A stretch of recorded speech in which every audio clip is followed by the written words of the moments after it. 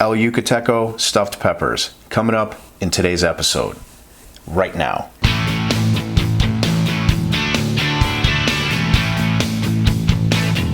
Welcome back to the El Yucateco channel, everybody. My name is Mike. It's a pleasure to have you here with me today. If you're not following us here yet, please make sure to go ahead and do that, as well as all the other social media links that'll be down in the description box for you. And as always, I'll have all the details for this recipe down in the description box as well. Now, stuffed peppers, this is a recipe that just goes way back for most of us. I remember eating them as a kid. My grandmother used to make them. And it's also a recipe that allows you to get pretty creative if you want to. We're gonna keep this one kind of simple today, but it's gonna be incredibly delicious. So without any further ado, let's get into this recipe. I have 3 green bell peppers. We're going to start by cutting this pepper right in half. And we just want to make a little slice here on the top area by the stem so we can pull that out. And now we're just going to clean out this pepper.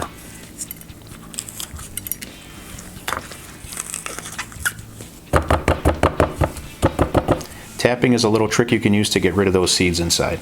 This one's ready to go. I'm going to finish the rest of these up.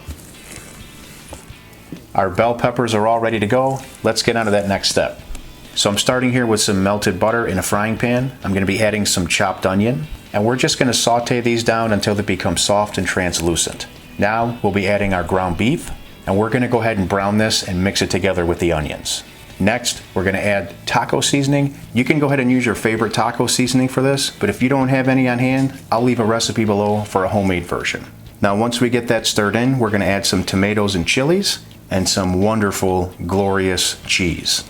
It's now time for the magic. We're going to be going with some El Yucateco Red to really kick up the flavor in this recipe. Now would be a great time to go ahead and preheat your oven to 400 degrees Fahrenheit. We're going to just let this cook for a few more minutes, and then we're going to be ready to stuff the peppers and get them in the oven. Now that our meat is prepared, I've got all these peppers here in a baking pan, and I did spray this with some nonstick just to be sure.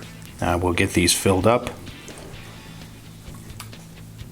And if you overfill them a little bit, you have my permission, because I might do the same thing. And we'll cover these with some cheese. These smell incredible, and they are ready for the oven. So we're going to gently tent these with foil and get them in the oven. It's going to take about 20 to 30 minutes for these to begin to tenderize. Make sure you uncover the foil for the last 5 minutes. So I'm going to get these in, and I'll see you as soon as I take them out of the oven.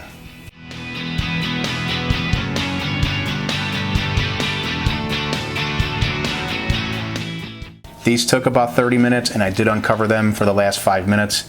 So they're ready to serve up now. They smell incredible. I cannot wait to get these plated up. Let's do it. First thing we're going to do is hit these up with just a little more cheese. If you've been watching our channel for a while, you know I like cheese. Pico De Gallo.